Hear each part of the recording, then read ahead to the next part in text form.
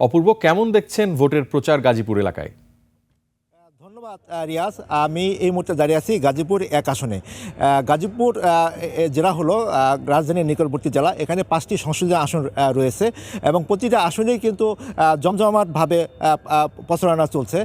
এখানে ৪২ জন ৫টি আসনে ৪২ জন প্রার্থীরা কিন্তু সকাল থেকে রাত পর্যন্ত কিন্তু বিরামহীনভাবে তারা কিন্তু প্রচারণা চালিয়ে যাচ্ছেন এবং তারা গ্রামে গঞ্জে বিভিন্ন চার হোটেল থেকে শুরু করে প্রত্যেকটি স্থানে দিয়ে তারা কিন্তু ভোট প্রার্থনা করছেন। আর যারা সাধারণ ভোটার আছে তারাও কিন্তু এবার নির্বাচনে তারা জেনে শুনেই ভোট দিবেন। আজকে গাজীপুর ৩ আসনের ২ প্রার্থীর সমর্থকে নির্বাহী ম্যাজিস্ট্রেট ভ্রাম্যমাণ আদালত তারা কিন্তু আচরণবিধি ভঙ্গের অভিযোগে ২ প্রার্থীর সমর্থককে তারা ৩,৫০০ টাকা জরিমানা করেছে। তা আমি এখন যে আসন দাঁড়িয়েছি এটি হলো গাজীপুর ১ আসন। আমি এখন কথা বলবো গাজীপুর ১ আসনের ১১ দলীয় ঐক্য জোটের প্রার্থী এবং জামাত প্রার্থী মোহাম্মদ শাহ আলম বকশির সাথে।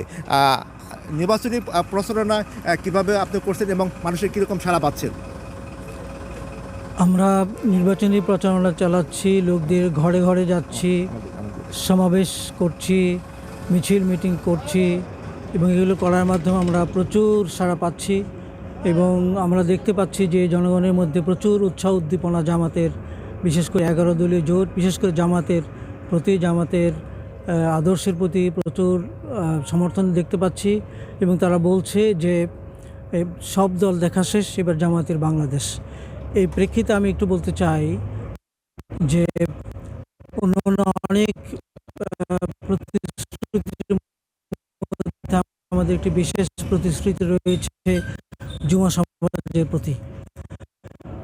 অনেক যুবক এখানে বেকার রয়েছে, তাদের বেকার সমস্যার প্রতি আমরা দৃষ্টি দেব। এছাড়াও কয়েকদিন আগে জামায়াতে ইসলামী যে পলিসি সামিট ২০২৬ অনুষ্ঠিত করলো, সেখানে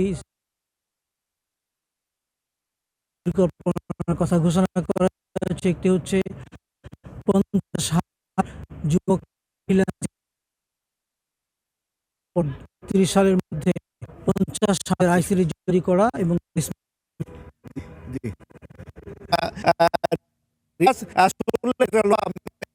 প্রার্থী গাজীপুর ৫টি সংসদীয় আসনে কিন্তু ৭ লাখ ভোটার রয়েছে।